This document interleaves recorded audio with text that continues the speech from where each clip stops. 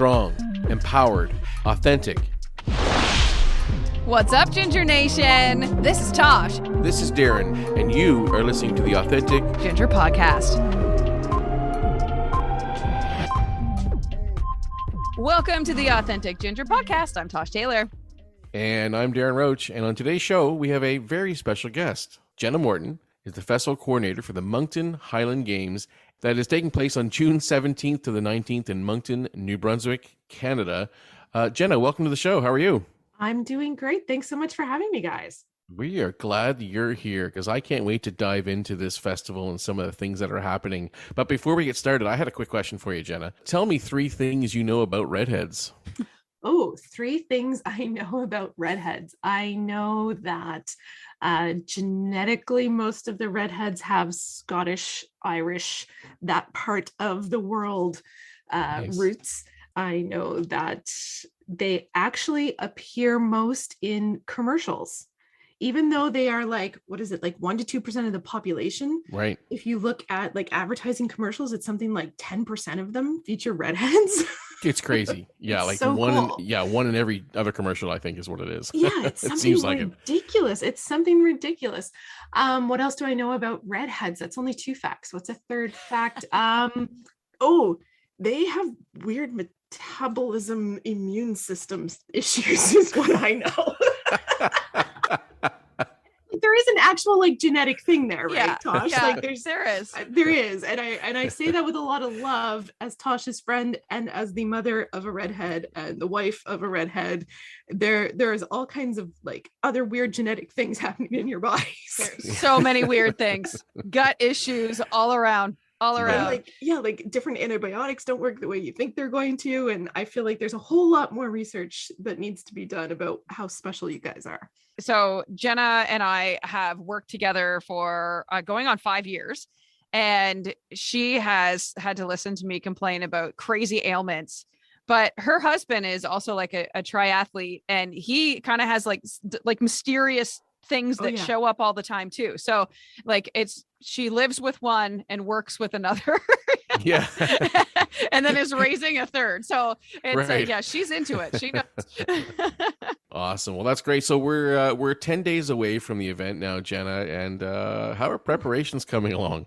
Fantastic, really. It's when you're on the inside, there's always that mile-long list of things that should be done, could be done, might never get done, but you dreamt of them. That Right, won't yeah. be the case. But in terms of what's happening, it's going to be just an absolute extravaganza of everything happening at the Highland Games this year. What's really neat for us, so this is the 16th annual Greater Moncton Highland Games and Scottish Festival, Mhm. and it's also the host games for the 22nd annual Scottish Masters Athletics International Masters World Championships for heavy events. So that means that the top heavy event athletes ages 40 and above from around the world are coming to compete, alongside everything we normally have for the Highland Games here in Moncton. And I can tell you that we have the largest group of Masters competitors that they've ever had for an event. So we've got about 140 athletes coming for that. Wow. We have the largest group of Highland dance competitors that we've ever hosted at a Moncton Highland Games, with 112 dancers, I believe we're at right now. And we are up to 6 competing pipe bands, and the RCMP Pipes and Drums from Nova Scotia and New Brunswick will both be here as our duty band, which is not yet the largest showing of pipe bands we've ever had, but the pipe bands are having a lot harder time coming back from the pandemic because it was pretty hard to practice together as a band Yeah, I guess it would during be. those times. So it's still a very strong showing, and they still have a week to get their applications in. Those always close the latest for our competitions. Right. And we also have the first ever Atlantic competition for historical fencing, which is sword fighting. Wow. We have this contingent of sword fighters who are coming from all over Atlantic Canada. Newfoundland, PEI, Nova Scotia, and New Brunswick have competitors coming. And so on the Saturday of the Highland Games, there'll be a sword fighting competition happening. And then on Sunday, they'll do demonstrations. And then there's blacksmithing, there's archery, there's fly casting, there's workshops and presentations, there's 2 entertainment tents. There's sheepdog trials, face painting, bouncy castles.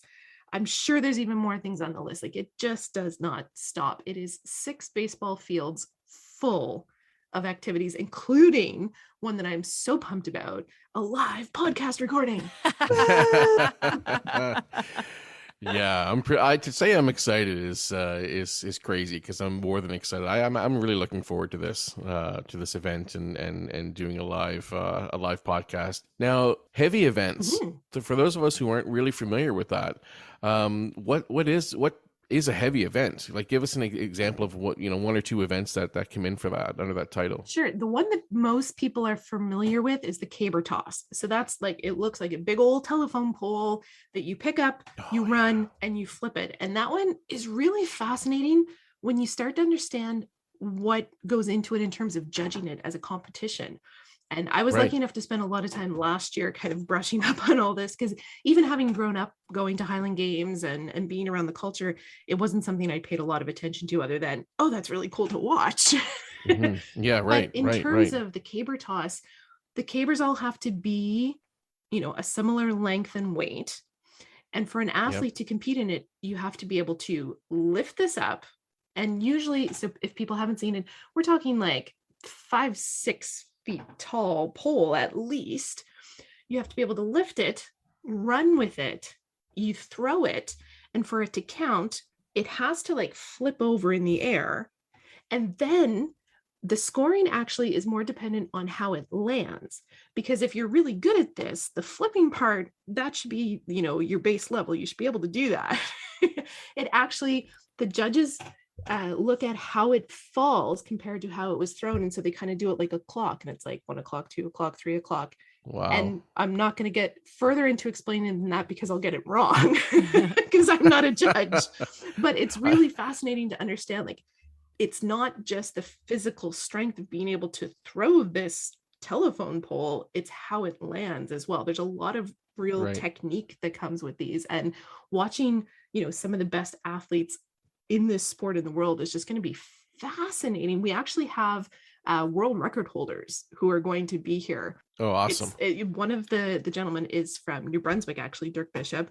One's from Nova Scotia, Danny Frame, and they hold a joint Guinness World Record for the most caber tosses by 2 people within 3 minutes. It's Good Lord.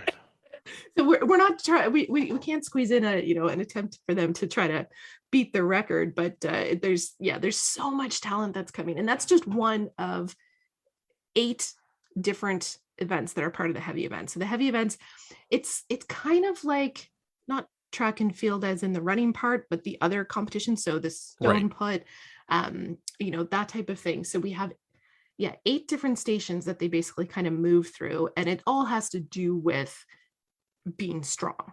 So there are stones you throw, there are weights on chains that you spin around and throw. There's weight over bar, which is when you take a weight and you throw it up over your head and see how far high up you can throw it.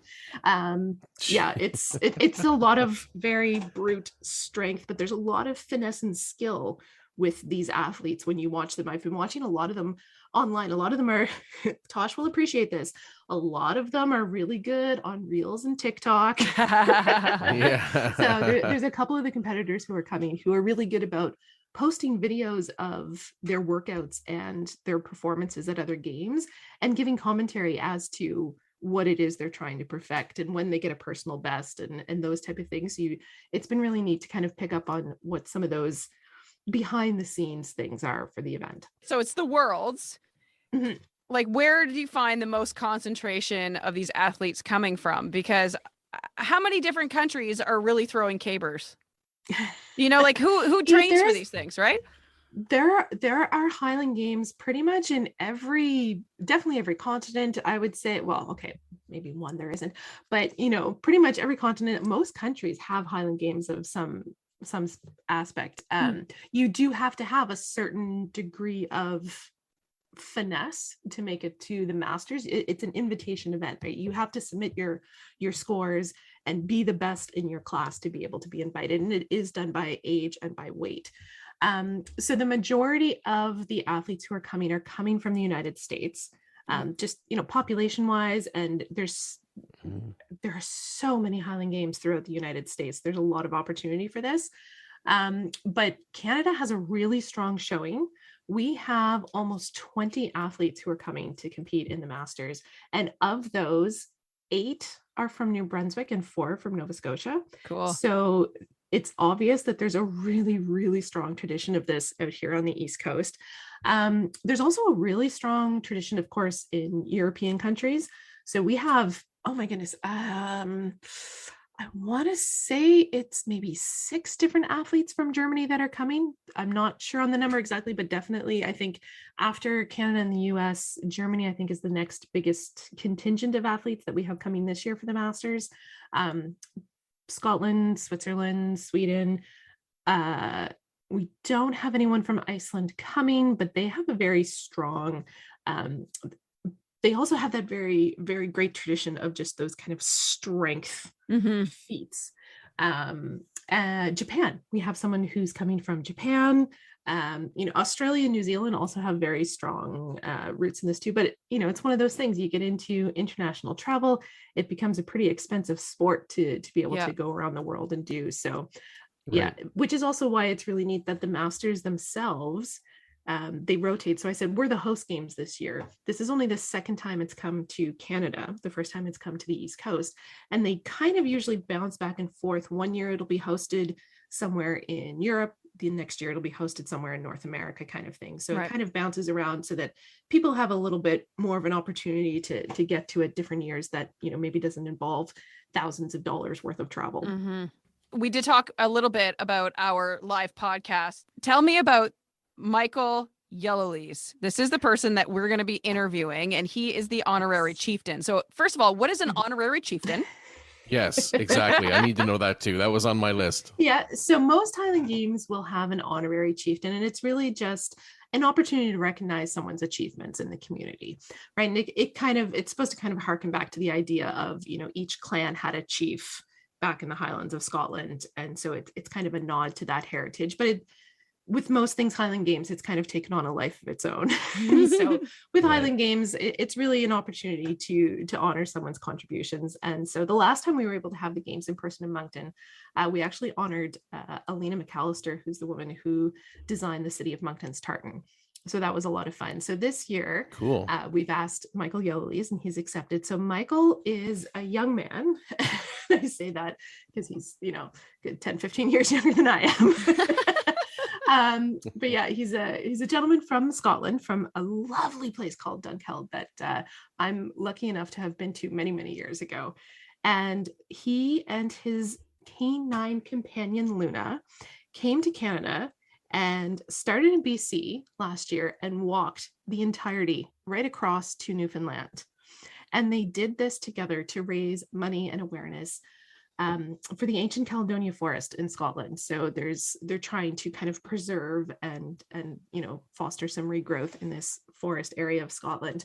And certainly there's a lot of ties between Canada and Scotland that we think of in terms of heritage, but I think a lot of times we forget how much there is in terms of just our nature and our habitat is very similar in a lot of ways. And so there's a lot that we can learn from each other. And so it's been really great to watch Michael's journey across the country. It kind of build up steam as he came out to the East Coast.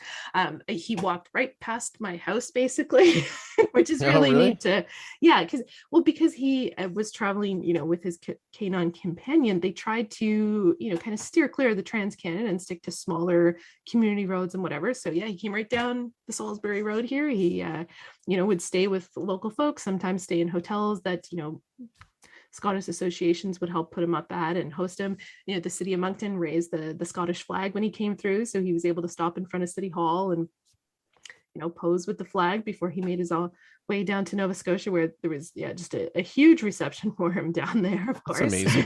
That's amazing. Yeah, that's so awesome. He's stayed in Canada since he finished his trek last year. So they finished up, I want to say in November, their journey. And he and Luna have stayed around. And so, we're very, very excited to have him come. He's also, has his guitar, he's a singer, and we're just really, really thrilled that they're going to be around with us for the event this year. Yeah, basically the honorary chieftain's role is just kind of to preside over, official opening and closing, maybe present some awards. And so it's actually really nice for us that we have things like, your podcast coming, that we have an extra opportunity to, have kind of a conversation with Michael around that. And he's also doing one of the presentations in our workshop tent.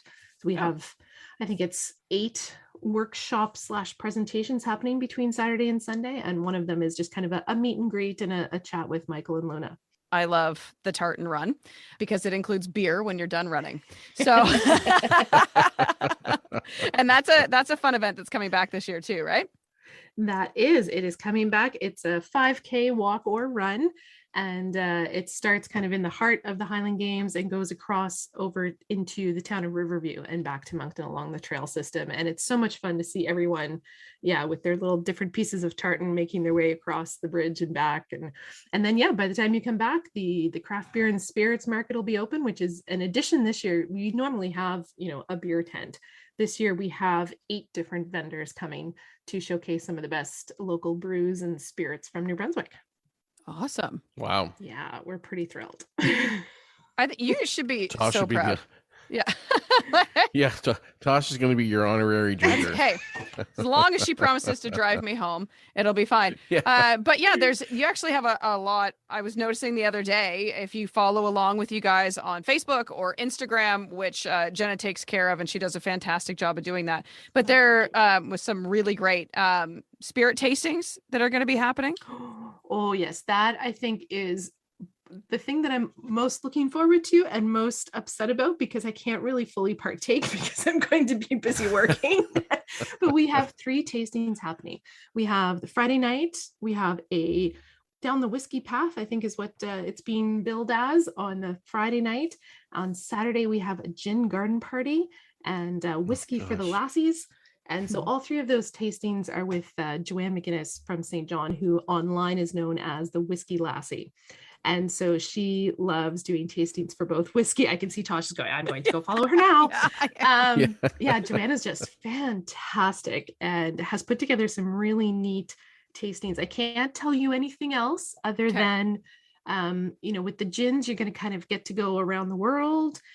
Whiskey for the lassies and everyone else. The second one on the Saturday is more of kind of a bit of an introductory. If you haven't done a whiskey tasting before, if you think maybe you don't like whiskey, that's the one to go to, because you'll get a sense of the breadth that there is in the whiskey world. They don't all taste like you're drinking peat. They're very different. Right. Other known as earth. Yes. Yeah. So Joanne's put together some really fun tastings that I have to say, the gin one, it's really kind of killing me that I can't just like block out everything else and go to the gin garden party. That one sounds the one for me.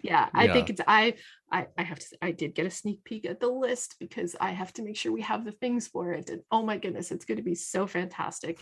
And I love the fact too that we're getting to showcase that, because I think so many people think of whiskey when they think of Scotland, but gin is almost as big an export for them. Gin is, a hugely popular export in Scotland, and just a hugely popular drink there that I think is starting to kind of see a big uptake here on the East Coast, and hopefully we're going to kind of push that forward this year. This is a good excuse to not only come and check out the games and everything that you have to offer, but it's also a great excuse for Redheads to come and gather.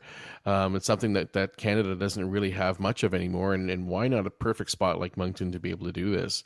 It's at an early stage of just kind of throwing it out there to our population, I guess would be our tribe, I guess, if you will, the gingers of the world, to say, hey, doesn't matter where you live, book a flight, come over here and come to Moncton and join us for the weekend. Have some fun and see how many redheads and gingers we can, I guess, get together in one spot for a couple of days. So I don't know how it's gonna come across, but we're trying as much as we can, I guess, to bring them over. Do you think, Todd? That's funny. I actually had a couple of people message me and say, my kids are redhead, but I'm not. Am I still allowed to go? Of course, that's awesome. I can tell you it is kind of trickling out there. I was at the Moncton Market on the weekend with a booth for the Highland Games, and I should have started to keep count of how many redheads walked past, because it was constant. It was fantastic. And I don't know if it was just because I had your podcast and your live taping and our gathering of redheads in my mind that I noticed it more than usual. But oh my goodness, there were so many redheads at the market. And a couple of them actually came and mentioned the gathering, that there was going to be the largest gathering of redheads, east of Montreal, I think we'll call it. Right? Yeah, let's stick I with don't know that. that I don't know that anyone's kind of tracked a gathering of redheads in Canada before. So we're going to call this the largest one regardless, because I know, just looking at the roster of athletes and musicians and families that are going to be there, that we are going to have a fantastic number of redheads at the event this year. Yeah. It's going to be awesome. I'm pretty pumped for that. Now, I just want to segue before we wrap up into the musicians, because you just mentioned it. And if you're from the East Coast of Canada, it is a really big stinking deal, the band that is coming to the games. And I mean, there's a ton of them, but the headliner. We are so excited. This is the first time that we've been able to have the Bear McNeils come as our headline act for the Highland Games. That has been a dream for a while, and this is the perfect year to make it happen. So we are super, super excited that they are going to be here Saturday night as the headliner. And, I know some people, when they see the price point to get in for Saturday or Sunday or the weekend, it's a little high compared to what we used to charge to come into the Highland Games. It's actually kind of low if you look at other festivals and events that charge for things. And what people need to keep in mind is, whatever you pay to come in for Saturday, that covers you from 9 a.m. till 11 p.m. It includes the concert with the Bear McNeils, right. And they are the finisher. Right before them is the American Rogues, they are just a powerhouse band out of the US and Canada. They do the Highland Games circuit all over the world. They are just fantastic. Throughout the day, we've got the RCMP pipes and drums. We've got Ivan and Vivian. We've got Gypsy Rovers. We've got Alan and Charlie. We've got Patricia Murray, who's also a redhead, a beautiful Gaelic singer. She's originally from PEI. She lives in Riverview now. She's gone to Scotland and won awards for her singing. She's just beautiful soul. I'm sure Lay Fireflies. I don't know if they have a redhead in their group. They are amazing talents as well. And just Highland dancers, bagpipers, everything, everywhere.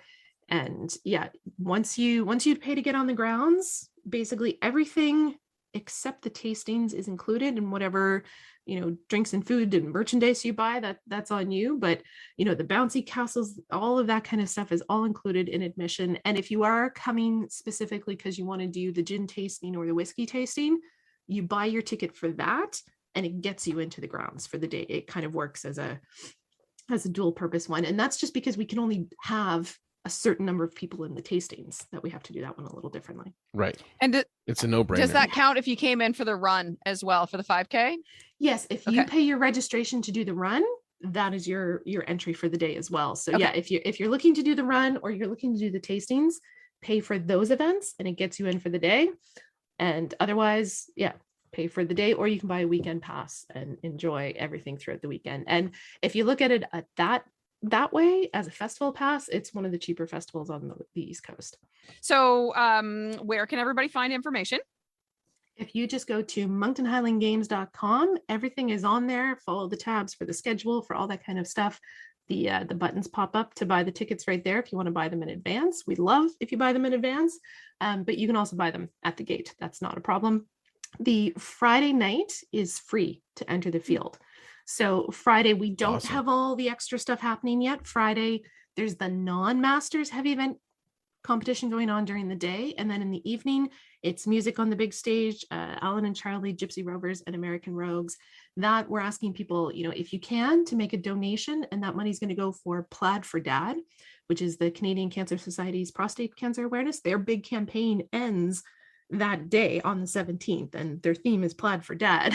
So it's kind of a no-brainer to come out, wear some plaid, put on some tartan, celebrate with us. You can make a donation. You can enjoy the craft beer, and the food trucks and everything will be there Friday night. So people can come in for free and enjoy that. And then for the rest of the weekend, you can pay at the gate, or like I said, buy your tickets in advance, monctonhighlandgames.com. And we're on Facebook and on Instagram, and lots of information there as well. Fabulous. Okay. Tell me, as a mom of a redhead, what tips would you give to other parents that are raising redheads that aren't a redhead themselves? I would say have a lot of discussions with your children about how to deal with strangers. Which in some ways is kind of good, because very early on you can have those conversations of, nope, if you don't want someone just to reach out and touch you, you can tell them not to do that. And you can do it in a polite way, or you can do it in a very back off, you're weirding me out, I don't need to deal with you way. Because we've had various discussions like that in our house. Our daughter is 10. She has beautiful, beautiful, like deep red hair that goes right down to the bottom of her back right now. And she is determined she is not cutting it. Good. So it gets people's attention when you're out in public. And especially just the other night we were out, and someone who had similar hair as a child was just oohing and awing and reached out and touched her hair. And afterwards my daughter was just like, oh, I know people like it, why do they have to touch it? I mean, I can't blame the person, because it, honest to goodness, is the most beautiful red I have ever seen, ever. But at the same time, back off. Yes. Yeah. So, but it was good. It was a good kind of moment to talk through the, like, when are the times you decide to be polite in how you're asking, and what are the times when you just start from that very forceful place of back away from me. And that it's okay. Like, yeah, you do not have to let someone touch your hair just because they are a nice person. That's, you're allowed to make the little old lady feel badly that she reached out and touched your hair. That's okay. If you want to be nice to her first, that's great. Yeah. But you don't have to be. Yeah. Let me get my questions out first before you can touch my hair. Yeah. Okay. Well, Jenna, thank you for your time. We are, of course, super pumped to be doing this live show and to be asked to do the live show. And hopefully it's something that we can make a yearly occurrence. But yeah, come one, come all, to all the redheads that listen to this show. Moncton, New Brunswick, look it up, June 17th through the 19th. Thank you, everybody. And you've been listening to the Authentic Ginger Podcast. You've been listening to the Authentic Ginger Podcast. Become a part of the Ginger Nation by liking, subscribing, following, and leaving a review wherever you listen to podcasts. This podcast was produced by Tosh Taylor of the Podcast Hub Productions. Find her online at podcasthub.ca.